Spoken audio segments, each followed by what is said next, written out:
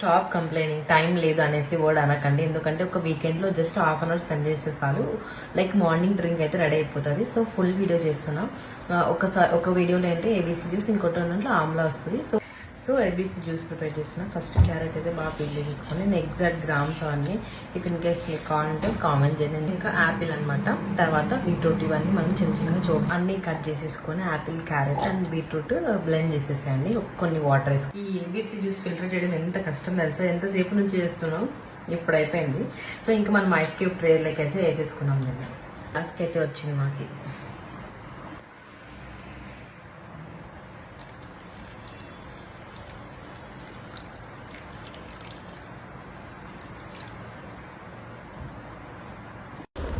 చాలా యూజెస్ ఉన్నాయి దీనివల్ల, ఐస్కి అండ్ స్కిన్కి చాలా బెనిఫిట్స్ అయితే ఉన్నాయి. ట్రై చేయండి మీరు కూడా.